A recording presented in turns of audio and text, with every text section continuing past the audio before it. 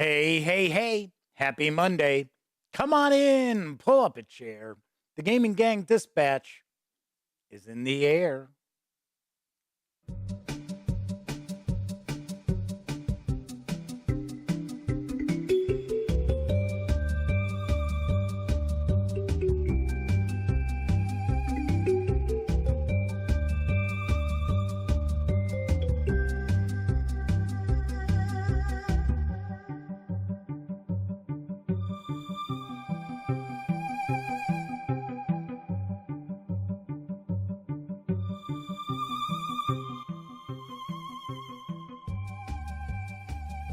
Howdy, howdy, howdy, gang. Welcome once again to the Duct Tape Studios. I'm Jeff McAleer, your host, here at the Gaming Gang Dispatch, brought to you by, amazingly enough, thegaminggang.com. Of course, tonight is Monday, May 16th, 2022. This is live stream 786. If this is your first time joining me, let me point out, super casual around here. Just hanging out, talking about the latest in tabletop gaming news. And then we take a look at a game. Sometimes it's a role-playing game, sometimes it's a board or card game. But we take a peek.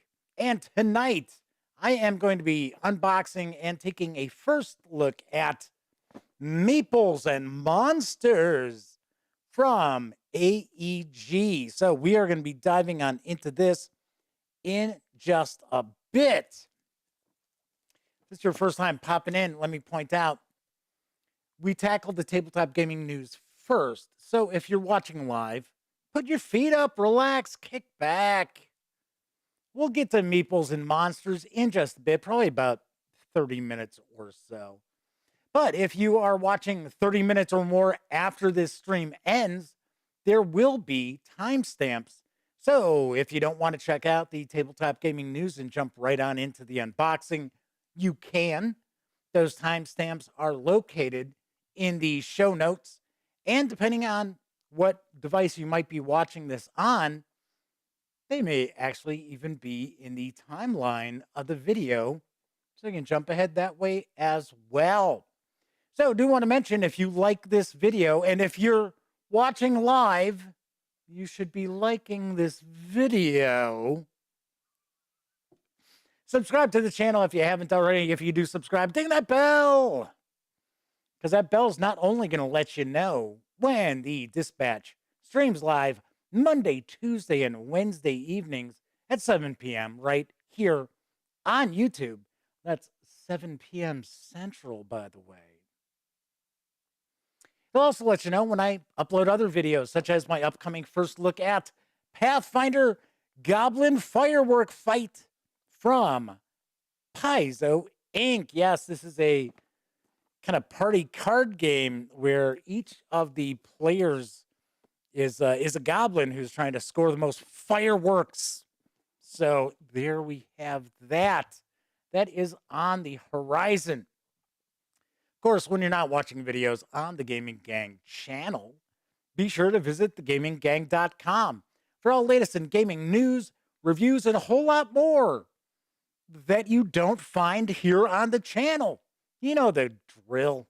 Get your geek on at thegaminggang.com. In fact, the Madman's daughter, in fact, I haven't seen the Madman pop in yet, but the Madman's daughter is one of our new reviewers, and later on tonight, you'll be able to check out her first review.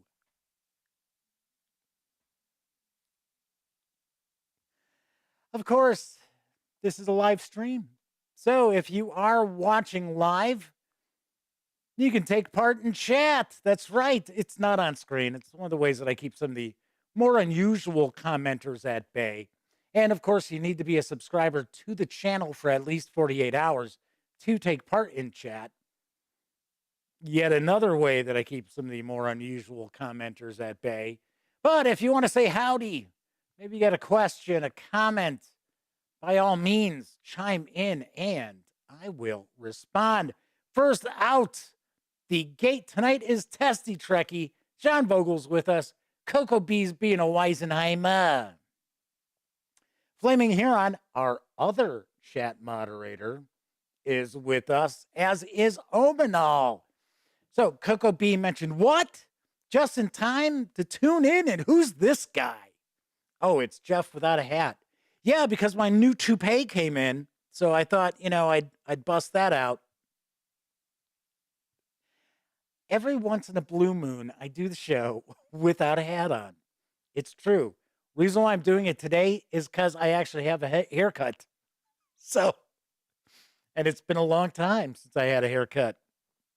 I buzz my own hair, but I don't do it too often because every once in a while I mess up and then I have to buzz it all off. You may recall that from a few months back. That was interesting, although my hair grows pretty fast. So it's nice and short for the summer weather.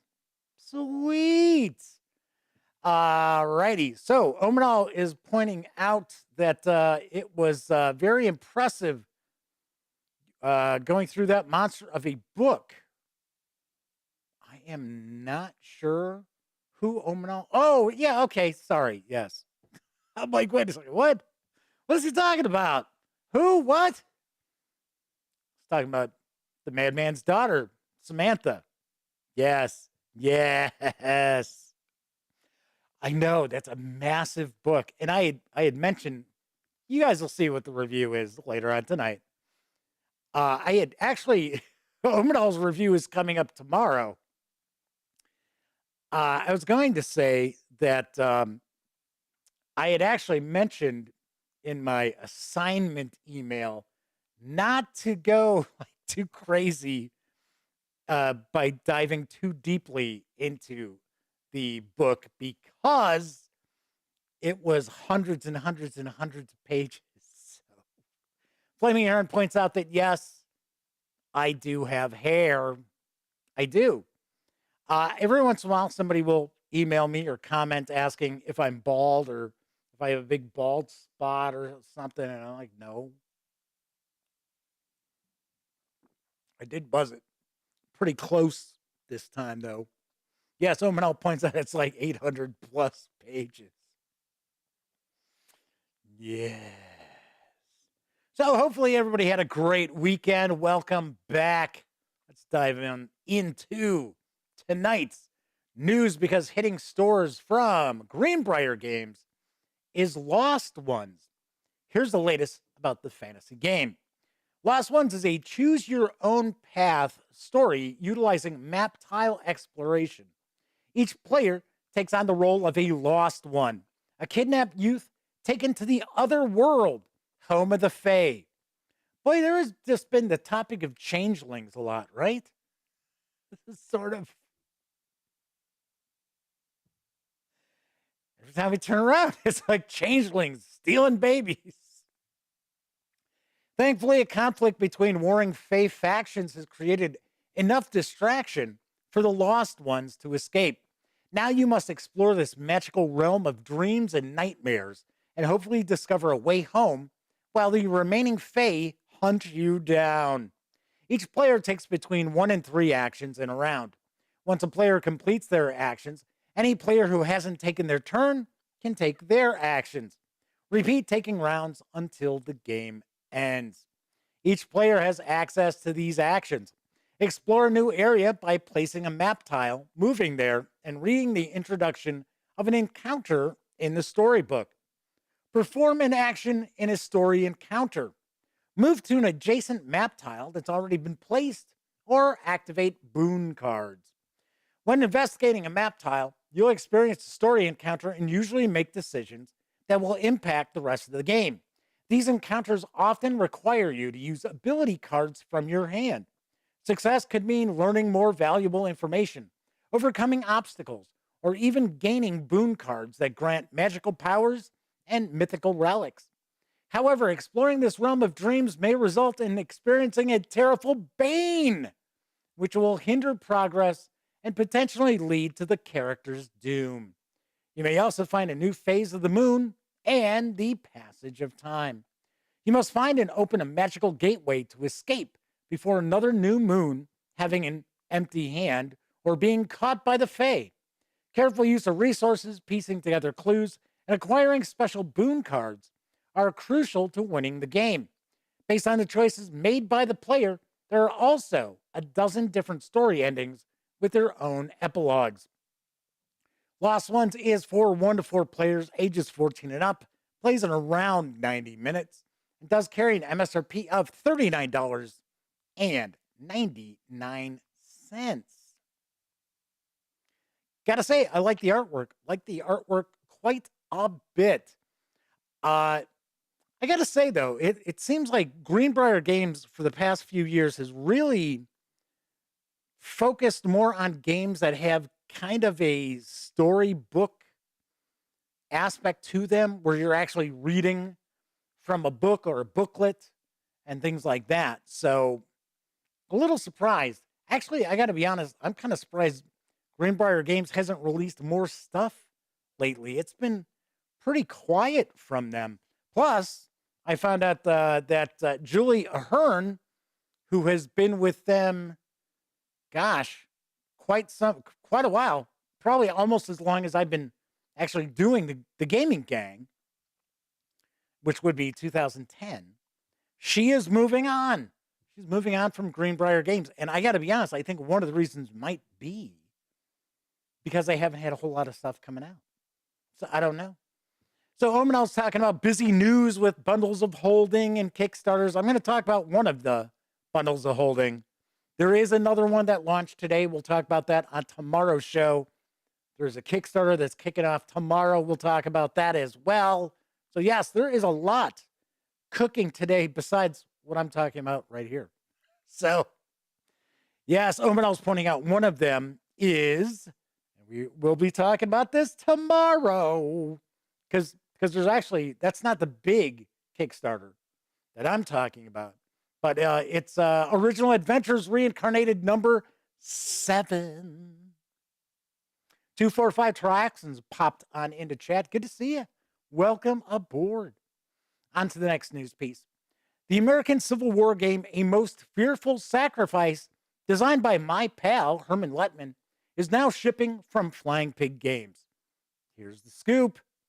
It's early on January 1st, 1863, and Union Brigadier General John Buford's 1st Reserve Cavalry Division is deployed to the west of the town of Gettysburg, battling unidentified Confederate infantry advancing on the town. All morning long, the men in gray have pressured the Union cavalry. Help finally arrives in the form of I Corps Commander Major General John Reynolds. He rides up to the Lutheran Seminary, where Buford is directing the battle from its cupola. Reynolds calls to Buford, "What goes, John?"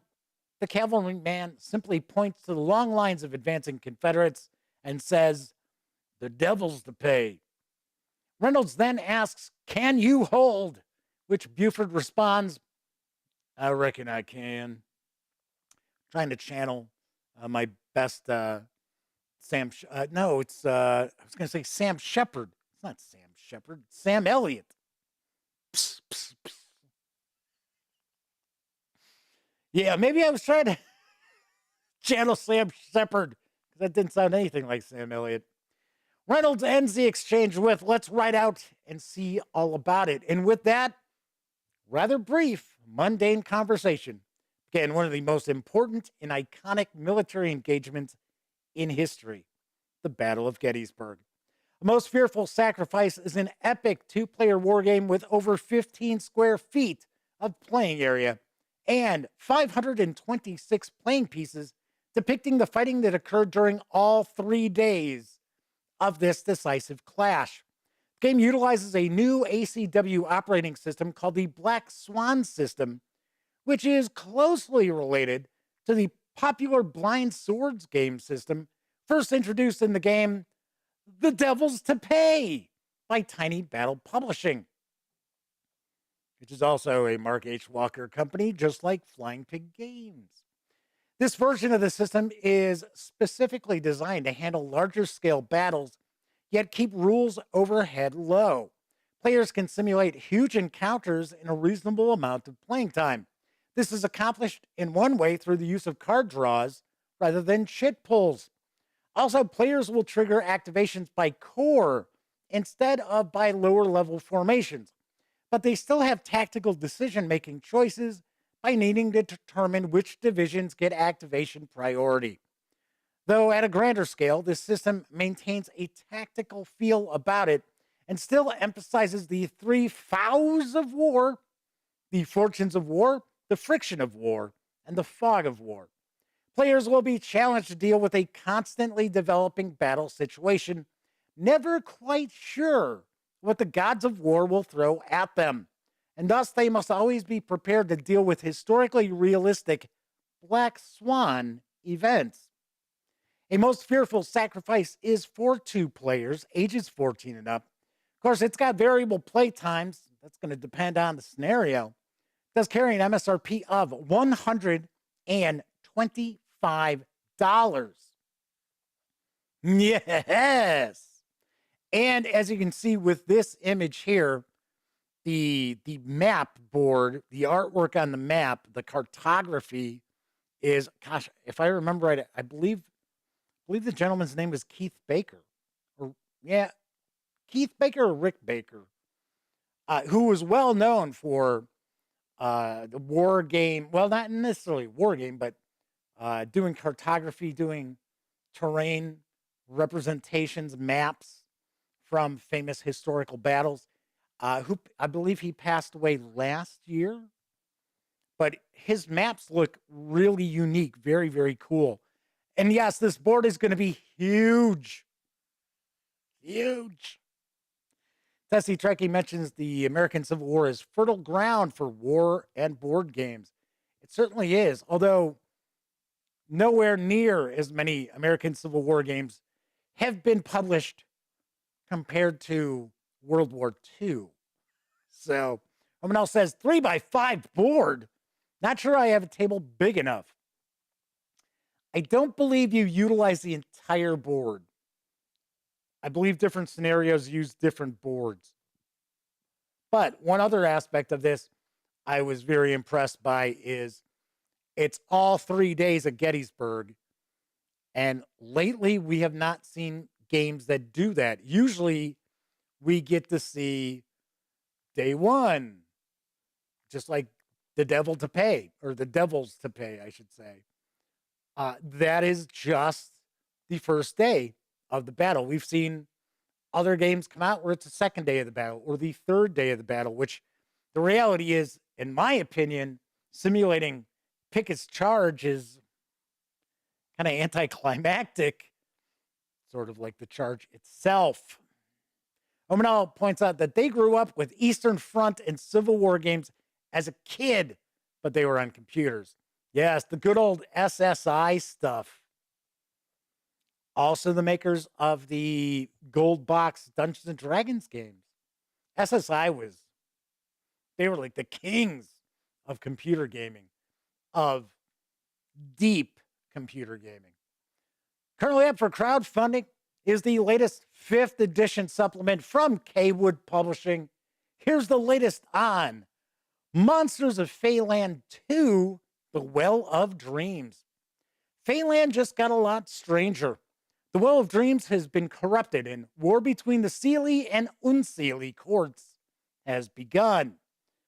The 5th book in the 5e Monster series is Monsters of Feyland 2, The Well of Dreams. It'll be 140 to 160 pages with at least 100 new monsters in 7 regions. Creatures will include fae, monstrosities, aberrations, undead, dragons, giants, elementals, and beasts. Each monster will have a full-color illustration, stat block, and bio. We also have new magical items, fae flora, adventure hooks, GM advice, encounter tables, region information pages, event tables, and more. This book will be a campaign book as well as a monster collection. We'll give you more details about Feyland and plenty of resources to run adventures there. A handful of creatures will return from Monsters of Feyland in new, more powerful forms. There is a short, and when I say short, it's like 30 seconds long, Kickstarter video. So let's take a peek.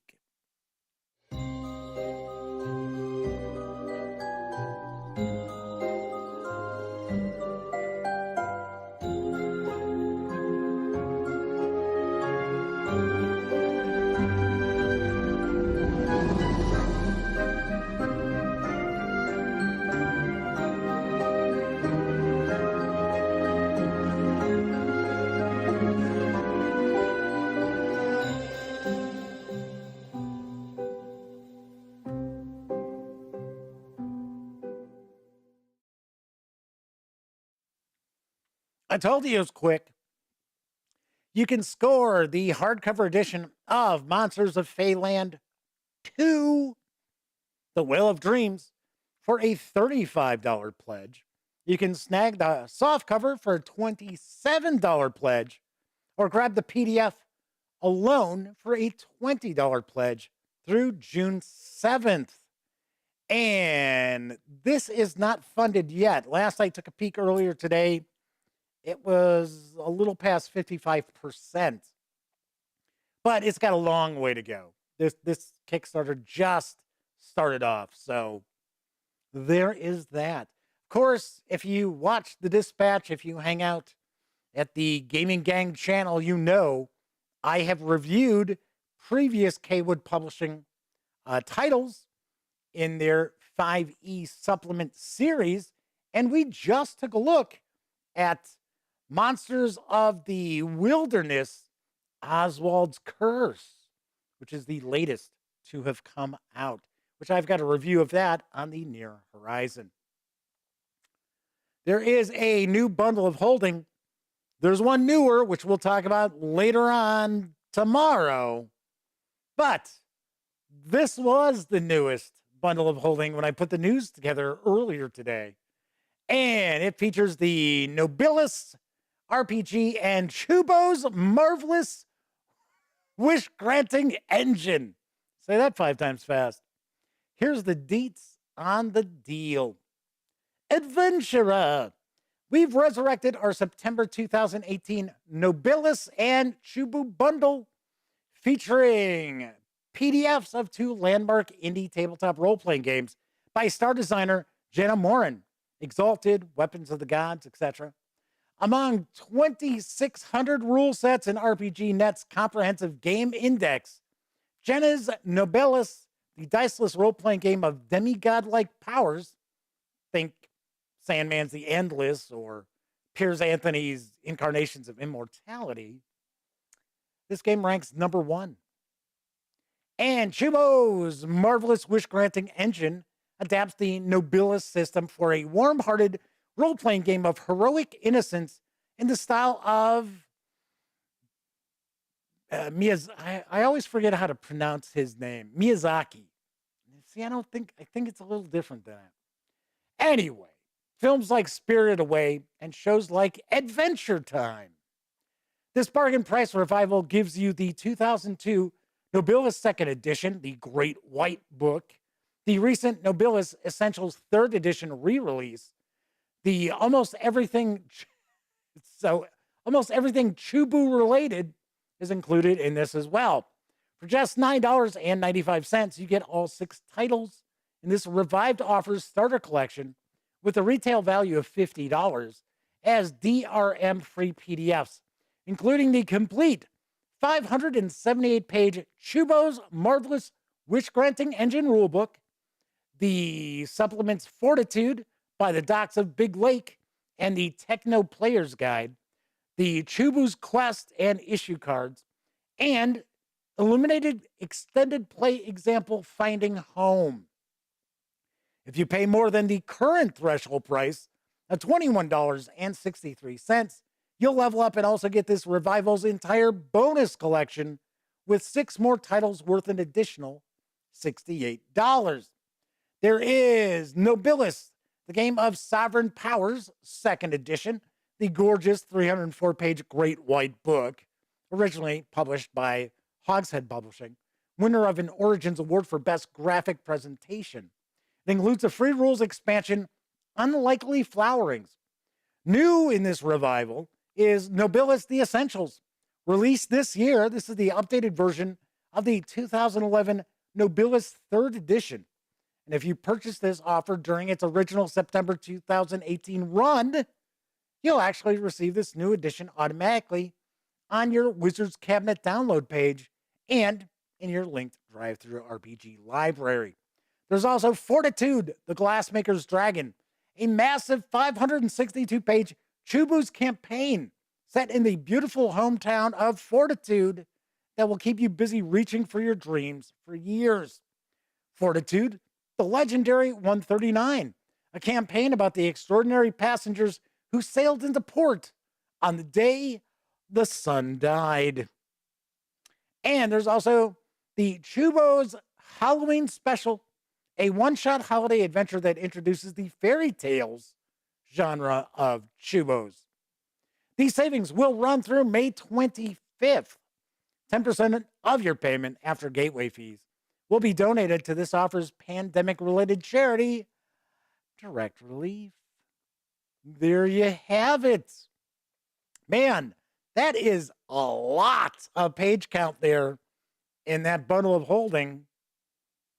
Gotta be 2,500 or more. It's like, yowza. That is a lot cooking. I gotta be honest, I have never taken a peek at either one. I've never seen either one of these. For one, Shubos probably would not be up my alley because although I haven't watched anime in a while, but used to watch a lot of anime and both feature films and OVAs and series and things like that. Yeah, I didn't really watch warm-hearted feel-good ones. Tessie Trekkie mentions that Chubos is such a beautiful book. Nobilis White Book is coffee table quality. Except these are PDFs.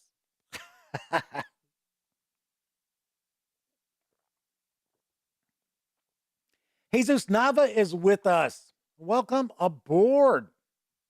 All right, let's talk about the final news piece. There is a new Undead themed release.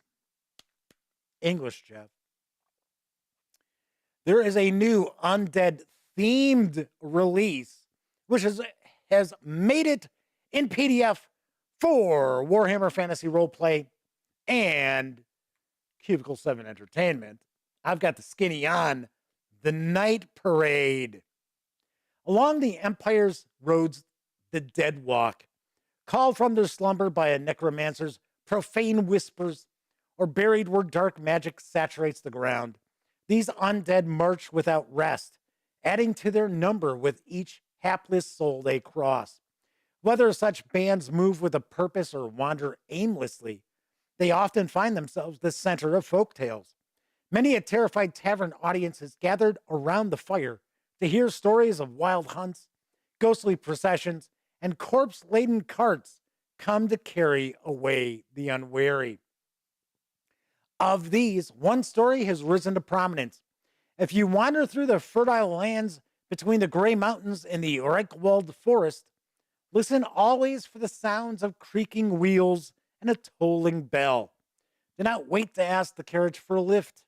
Hide, cover your ears, and do whatever you do. Do not follow where the bell leads. The Night Parade are calling. The Night Parade are a band of wandering undead drawn together by the ancient lich, Old Jasper. I'm the ancient lich, Old Jasper. Setting out from the Grey Mountains when both moons shine as crescents, he leads his charges through the Vorberglund, calling the dead to him wherever they go. There appears to be little rhyme or reason to the Night Parade's journeys, yet each time they are sighted, their numbers are sure to grow. Alongside full profiles for personalities such as Old Jasper and his white lieutenants are templates to advance the basic undead creatures found in the Warhammer Fantasy Rulebook, turning them into Lich Corpse Masters, Lich Lords, Whites, White Champions, and Mass Grave Dead, as well as templates to raise mounts as undead steeds. The Night Parade also includes full rules and adventure hooks for including corpse carts in your games. The 21-page PDF is available right now at Drive-Thru RPG for $3.99. As Omenal points out, bring out your dead. I'm not quite dead yet. Alrighty. Always love to see new Warhammer Fantasy Roleplay stuff pop out.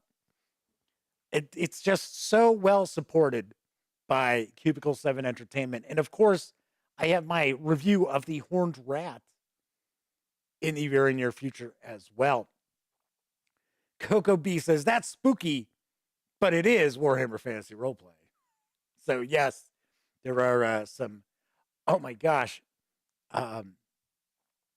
the second chapter, Death on the Reich, the second half of that adventure. Oh, man. What is it? If I remember correctly, I think it's the Wittigens is the last name of the family, their castle. It's like one horror show after another. But that's how Wifrip was kind of designed in first edition. It was going to be a fantasy role-playing game with Lovecraftian vibes to it. Testy Trekkie says, spoilers! Come on, that adventure's been out, 30 years? Of course, the director's cut has been out for about 2, maybe 3 already. It's been out for a while. All right, so that is it for the news tonight. I do want to mention I was just talking about Drive-Thru RPG. And of course, the gaming gang, thus the Dispatch, is affiliated with the One Bookshelf websites. So if you are going to visit, say, Drive-Thru RPG, please swing by thegaminggang.com first, click on one of our banner ads. That way, if you happen to make a purchase, I get a small portion of that sale.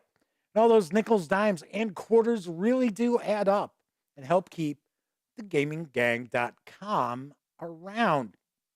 Also, if you like this video, if you dig the channel, if you find thegaminggang.com to be a valuable resource, hell, if you like what we do, you can always buy me a cup of coffee or some soda by making a small donation over at paypal.me/thegaminggang.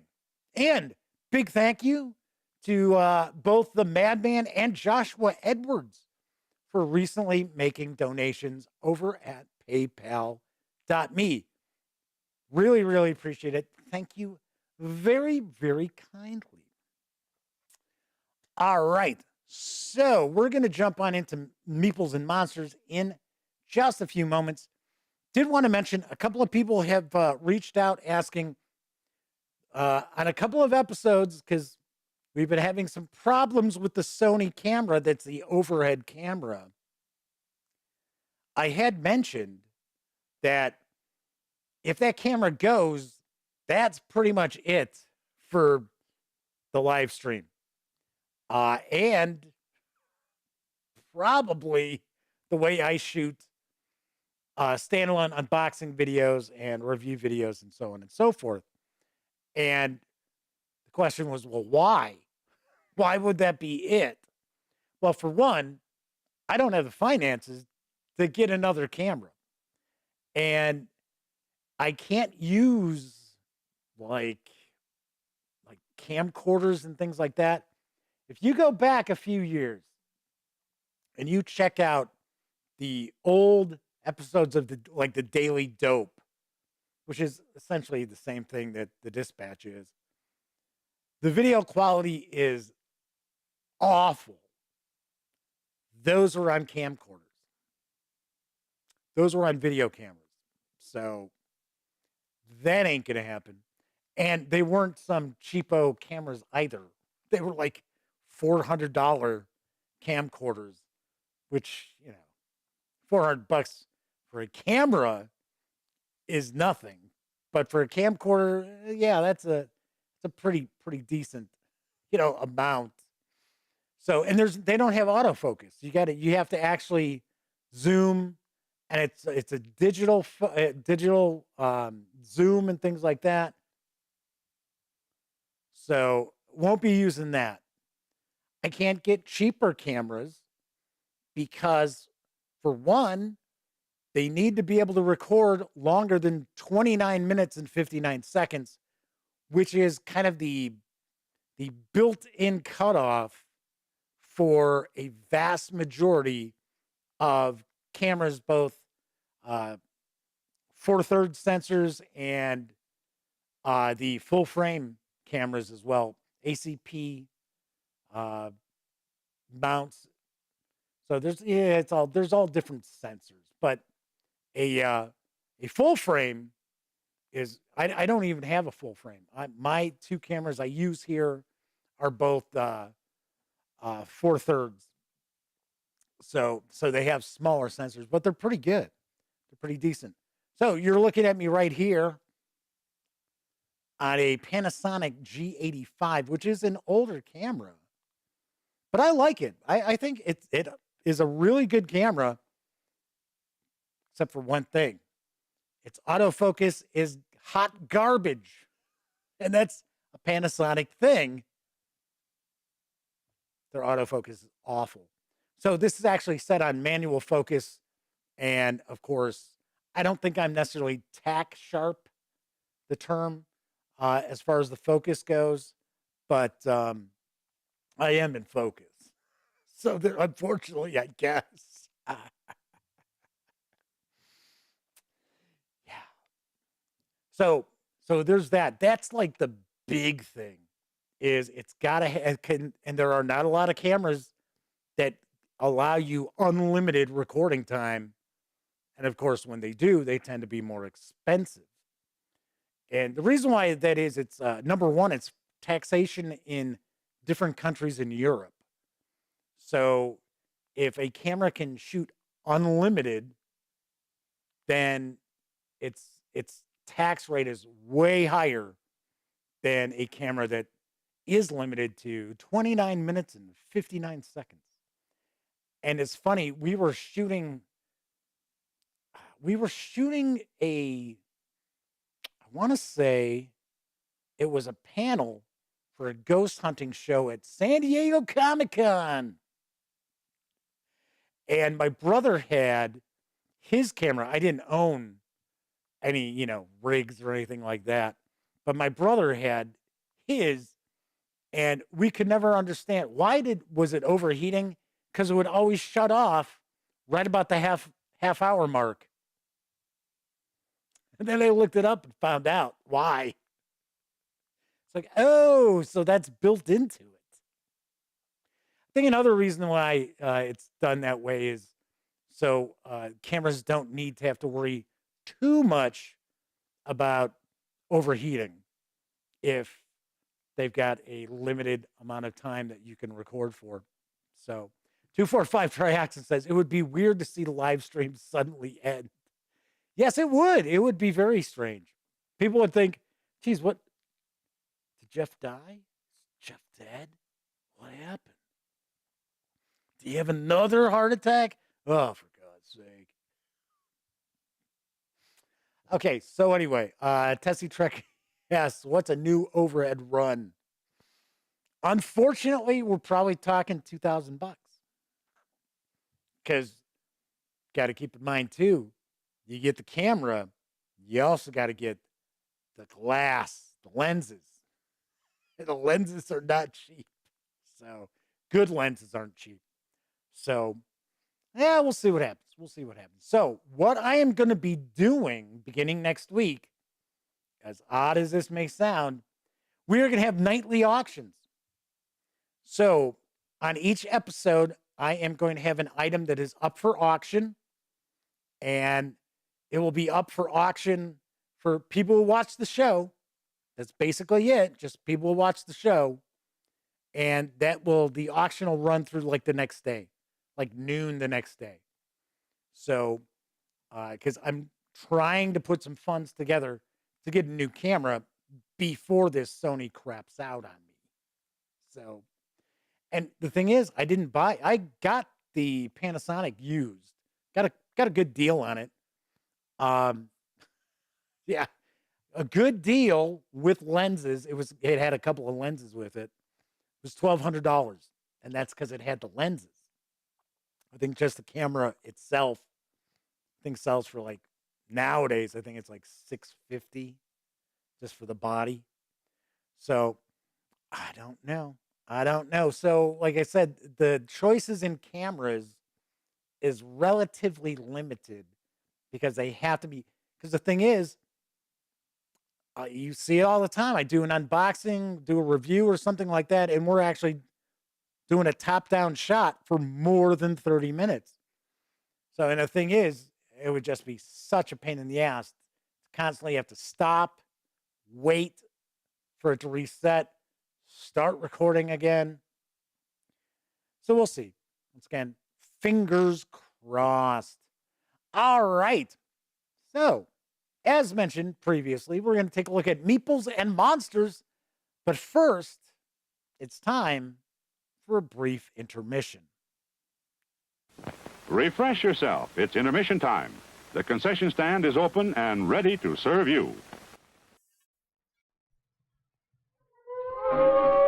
There was something in that burning house when fearless Fred arrived. Without a moment's hesitation, into the flames he dived. He reappeared. The crowd all cheered. The object in his hand. This is what I saved. He said, It's toddy, the chocolate drink that's just grand. Yes, toddy does taste grand. Toddy, the delicious chocolate drink in a can.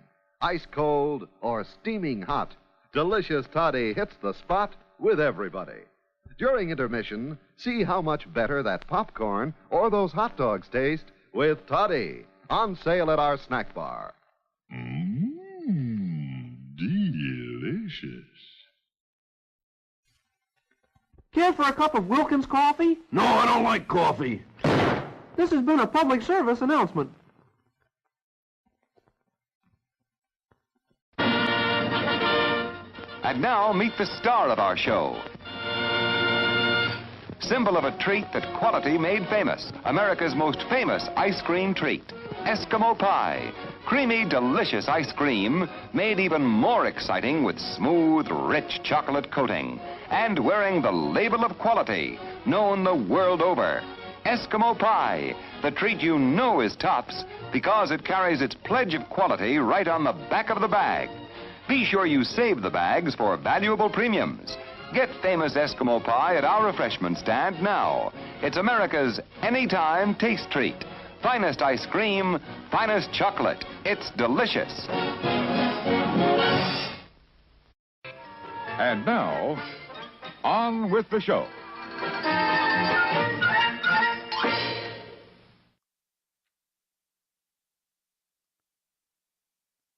Did that puppet just get murdered because they didn't like Wilkins coffee?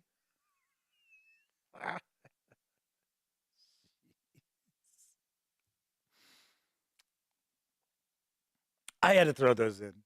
I just had to toss that in, even though it's not a drive-in or theater intermission ad.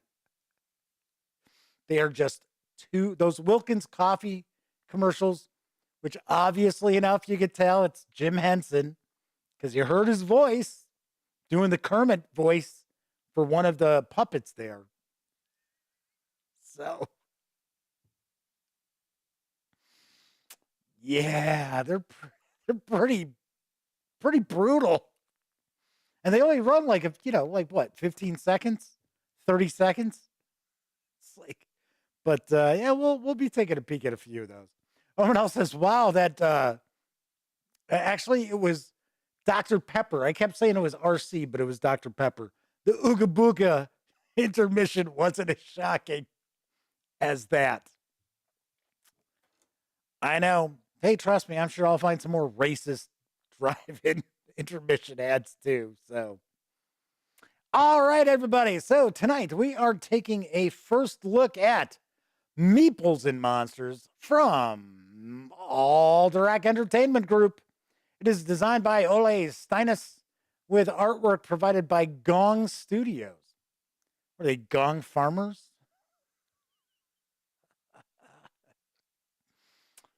If you don't know what a Gong farmer is, look it up.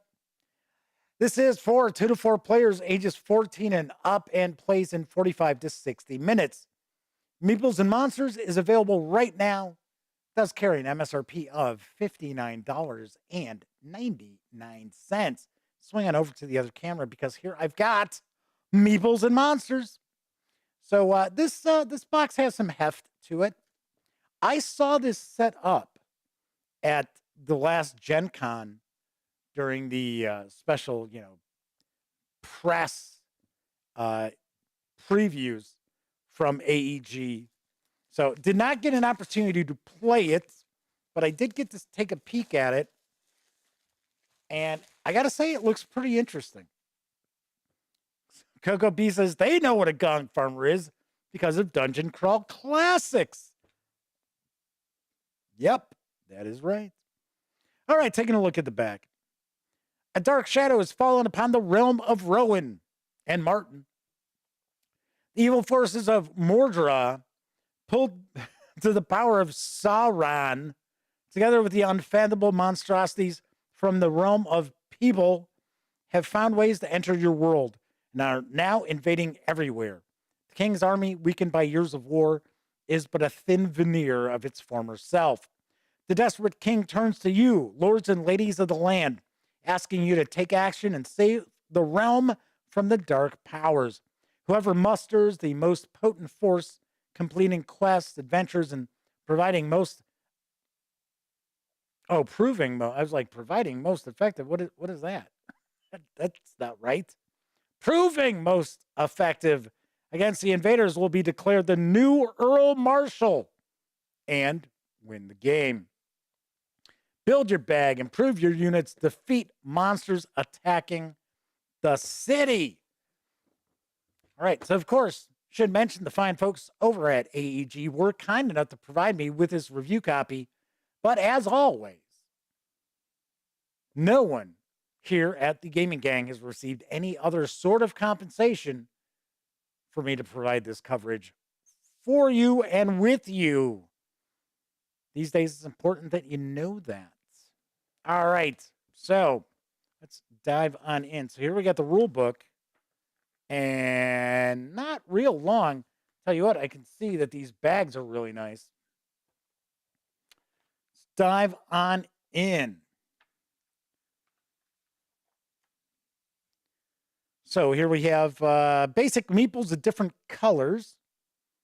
So we're going to have peasants, knights, warriors, mages, clerics, and corruption. Then we have 4 prestige class meeples, rangers, paladins, and shamans. Got the cloth bags. Got a dragon as our first player markers. So I'm going to take a guess. We're probably going to need to put the stickers on. So we got our city board. We have our player boards. Final encounter scoreboard. Double-sided basic hero cards. We've got some prestige hero cards, monster cards. We've got our setup. Turn sequence, development phase. Build new locations in the city and level up. Main phase, activate locations and fight monsters. And then the third is the draw phase. So there is a worker placement element to this, I do believe. So we've got our assignment step. There you go. So you assign your active units, not corruption, from your tavern to one or both of the locations within the capital. So it says each location can only be activated once per turn. And we have a resolution step. Then we got our main phase assignment step, activating a location. So it says you can assign any number of your active units from your tavern to activate locations or combat monsters and or complete a tower room from the 4 Towers mini expansion. Oh, I guess there's a mini expansion in here. Omenal says, hope players aren't colorblind. Yeah, these the color selections are not aimed at being colorblind friendly. So we got combat with monsters. We got a little example talking about the units. I would take a guess that we're probably going to see a little player aid card with each of the units showing which color is what, because good luck remembering that, because there's what, 8 of them? 8 of them. Okay, we got different quests.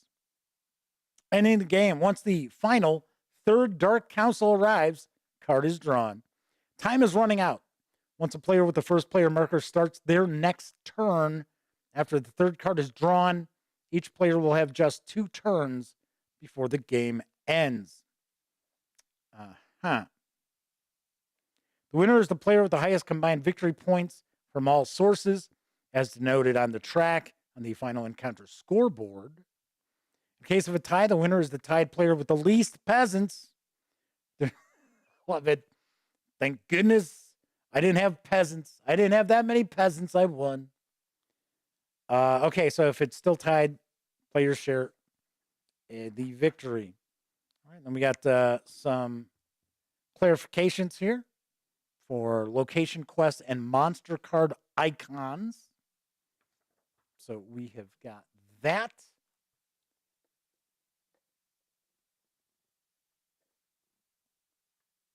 Trying to grab some of these boards here. So this looks like the victory point track. Some dust or something on there. So I think this is where we also place the Dark Council Arrives cards, because it looks like there's 3 of them. Or maybe these are where the monster cards go. So we've got the Lumber Inn. So there's our tavern that we have our characters hanging out at. So it looks like each player gets one of these. The Sir Douglas Fir Inn. And then another of the Sir Douglas Fir Inn. So, and then we get the Elder Flower. Should I take a guess that we have accidentally gotten a duplicate? Because, I don't know, wouldn't you think that each of the players would have a different, I don't know, it's kind of weird. I don't know, that's a little odd. Okay, so we've got those. So these will go in front of each of the players. Then we're going to have the city board, which looks like we've got some other stuff on top of it as well. So let's take a look at some of these bags here. The bags are pretty cool. So hang on, let's take a look. Blue, green, purple. So we were supposed to have a red board. This was supposed to be, we were supposed to get a board that had red and titled something else. So, uh-oh. Womp, womp, womp. So, Omenel points out it would be nice for different shades of colors for the meeples. And Tessie Trekkie points out that games that use visually distinct elements tend to do well. Omenel points out it's not an issue for them, but it's probably hard for some of their friends. So these are stitched, these bags. So one for each player.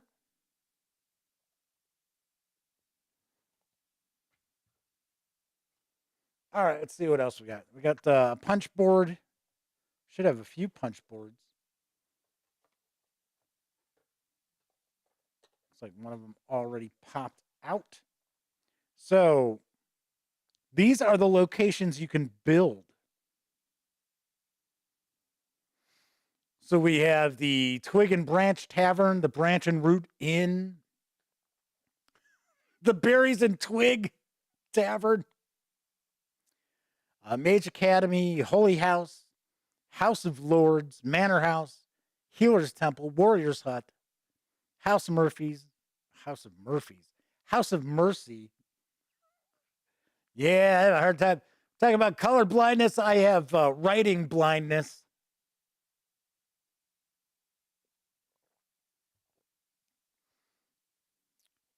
So dual-sided. There we go. Then we have some tokens here. I'm not sure what these little tiles are for. Okay, let's take a look at the city board.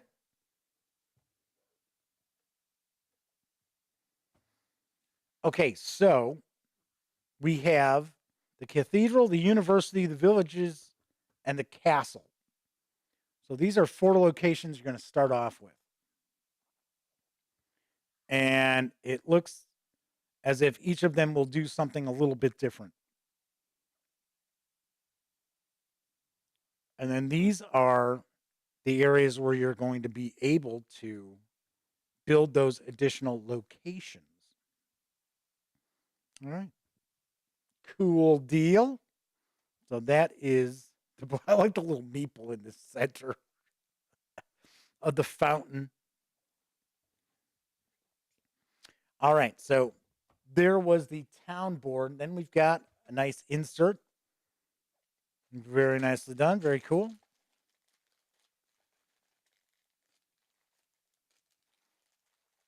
So, taking a look here. So I guess, now I'm not positive, but I guess there was, let's take a look under here. Okay, nothing underneath.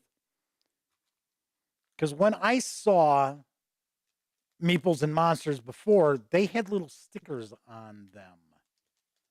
So these do not. In fact, looking at these here, see how it looks like almost like there's a sticker on the meeple? So maybe that was a Kickstarter edition. I don't know. So, but these do not have any stickers. So these are just regular old meeples. Nothing different about them. They look just like Carcassonne meeples or any other Euro game meeple. So we've got these various colors. I think the white were the peasants. And then we have the more unique characters. And then we have our first player marker, which is a dragon. So, of course, these are just regular meeples, regular shaped meeples there too. And then there's our little dragon, first player meeple as well. Tessie Trekkie says, these colors are hard to tell as a red-green colorblind person. Don't know what to tell you, gang. Just like I don't happen to see. Didn't it say there was a mini expansion? There's a mini expansion in the book? Or is that something else that was in a special Kickstarter edition?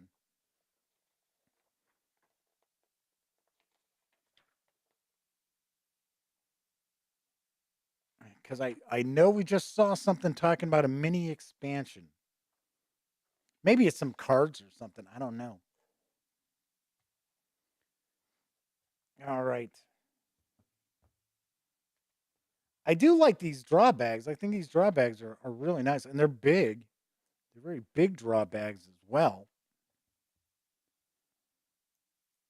All right, let's see what we've got with the decks of cards.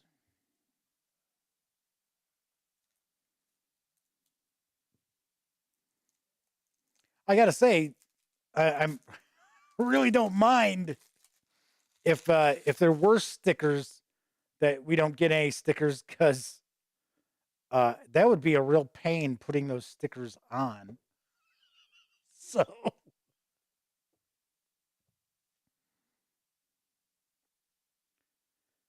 these are the different heroes. Omenal points out the yellow and orange could easily get confused after a few years when they fade. I have never had game pieces fade like that.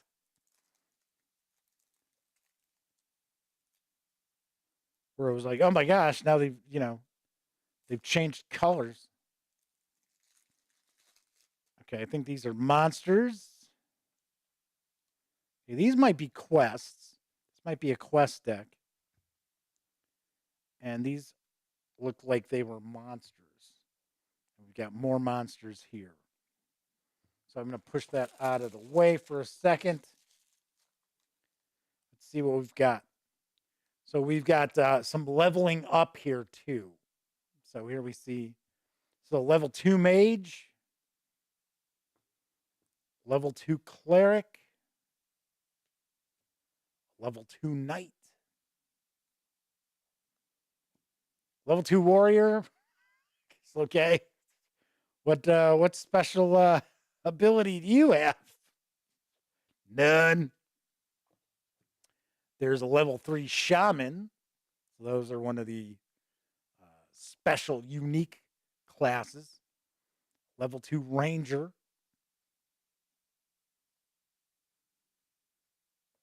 And level 1 paladin. So these are different heroes.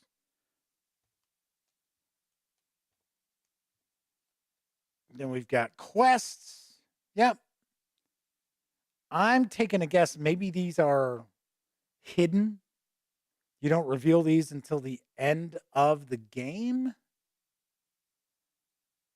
Or maybe you hide them until you actually complete the quest. So it's telling you need to have this many of blue meeples or 2 blue and a green. So I think these are warriors, and the green was the ranger, if I remember correctly. So, and they're all unique. They're all different. So they're not duplicates. So that's cool. So we've got that. Then we got the monsters. So we've got just the bandit, the necromancer, the mangrove bandit, the puppet master, plywood golem, giant beaver, dragon, varnished mummy. So I would assume that we do not have well, I shouldn't say assume. We can see we don't have any kind of meeples for the monsters. They're represented by the cards. So, but it looks as if Sapsucula, the Dark Overlord, Balsa Doom. Oh, that's kind of funny. Because he actually does look a little bit like James Earl Jones in Conan. Combustor. Here we go. The Dark Council arrives. So we got 3 of those cards. And then it looks like these are like weaker monsters that there are duplicates of. Although we have different colored backgrounds on them. Yellow, red, blue, gray. Termite, giant termite. There's a backwoods bandit again. Ogre, tree beast, timber wolf. I do like the fact that we get, well, there's, okay, as soon as I start saying that, then it's a duplicate. But some of these more kind of unique creatures, we're getting like 1 or 2. Then like the higher level ones, it looks like it's just we only have 1. It's Glum. Band of goblins. Another Greenwood bandit. All right, cool. All right, so we have the monster deck as well as the quest deck and the heroes deck. Oh, wait a second. So there you go. So we did have some leveling up. I was going to say, So, okay, so these are dual-sided. Where was the level 3 that came? Okay, so the shaman goes to 4? No, they stay at 3. Okay. Are they sacrificing sheep? Looks like they're little sheep peoples on the table. All right. Nice. This could be fun. Although I know there's a lot, a lot of discussion about the color selection here, which I can completely understand too. All right, so we've got the 3 decks of cards. We've got all the various different meeples. We have the 4 tavern boards, and unfortunately, we have a duplicate. It looks like it should have been a red board here. Wow, wow, wow, wow, wow. So those are the player boards. Let's see. Let's see how I can squeeze these in here.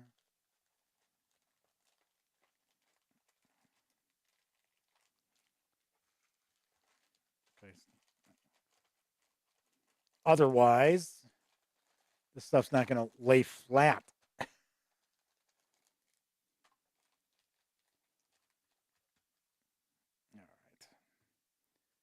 We'll just use the punch boards to lay it on top.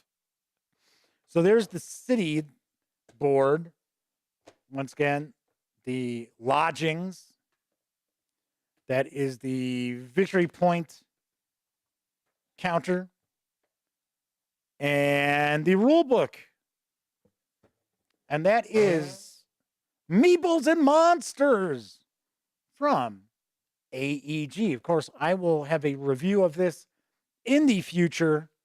We'll probably bust this out the next time we get a chance to play. We got together this weekend and played some games. So that was very cool. So got some stuff knocked out of the way so we can get some reviews out of them. All right.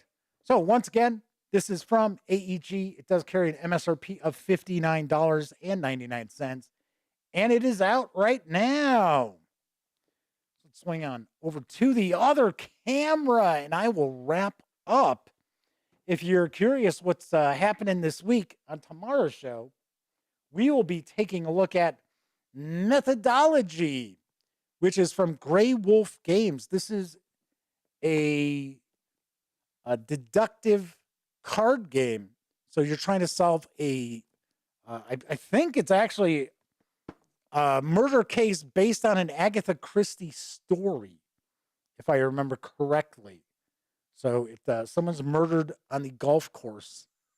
So we'll check that out. Yes, here we go. It says, take on the roles of suspect and sleuth from Agatha Christie's acclaimed detective novel, The Murder on the Links. We're going to take a look at that tomorrow. I like the art style. Very nice art style here. And I'm wondering if this is a Hercule Poirot mystery, because I do not see an elderly woman on the cover. That'd be like Miss Marple, right? All right, so that's on tomorrow's show. On Wednesday's show, we will be taking a look at Zapotic. Zapotic? Zapotic? I don't know. And this is from Board and Dice. So we are going to be checking this out. Give you a peek here. So it is another kind of Mesoamerican influenced game from Board and Dice. They sure love that topic. They like that theme a lot. So we're going to take a look at that on Wednesday's show. Keep in mind, all throughout the month of June, it is going to be Fantasy Role-Playing Month. There's going to be a lot of goodies. Lots of goodies. In fact, I got a copy of Index Card Role-Playing from Modifius Entertainment. That is going to be our first thing that we take a peek at out the chute. So even though I know it's not only for fantasy, but it's like the deluxe edition or the master book. And I know it includes a fantasy setting. So we're going to take a peek at that. We are going to have a lot of fun in June with a lot of role-playing game stuff. You've been waiting on some of those original Adventures Reincarnated reviews. So have that. Well, not during the live streams, but I will have quite a bit. Knock on wood, right? Last time, a little well, a little more than a year. No, it's almost a year ago. I had a big month all plotted out. Oh, reviews every day. It was like, oh, I guess I'm going to be in the hospital for a week. Oh, and I'm having a triple bypass. Yeah. Guess I won't be getting all those reviews done. So, all righty then. Hey, so if you like this video, by all means, please give it a quick thumbs up. Subscribe to the Gaming Gang channel if you haven't already. If you do, ding that bell. It'll not only let you know when the Dispatch streams live Monday, Tuesday, and Wednesday evenings at 7 p.m. Central right here on YouTube. Also let you know when I upload other videos, such as my upcoming review of Warhammer Fantasy Roleplay, The Horned Rat, Chapter 4 in the 5-part Enemy Within campaign. This is the director's cut. Good stuff, kids. Stay tuned. I will be sharing my review. And if you're watching live, thank you very much. Of course, if you were watching live and took part in chat or were quietly lurking, you got bonus points. There you go. There's Mr. Eddie T. Speaking of lurkers, good to see you, Mr. Eddie T. I would take a guess that Sarah D might be floating around too. Don't know. Maybe, maybe not. Anyway, always appreciate people hanging out in chat with me, because otherwise I would feel like a complete dork just blabbing into a camera. But I know a lot of people out there, they don't have an opportunity to watch live. Doesn't matter how you watch, live, or on Memorex.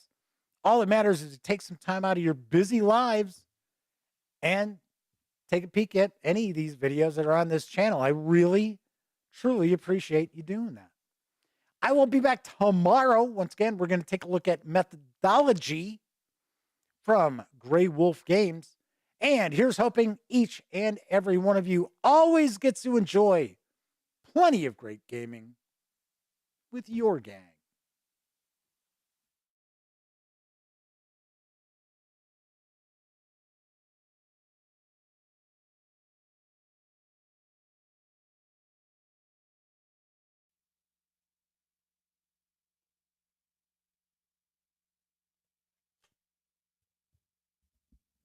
Oh, hey, you're still here.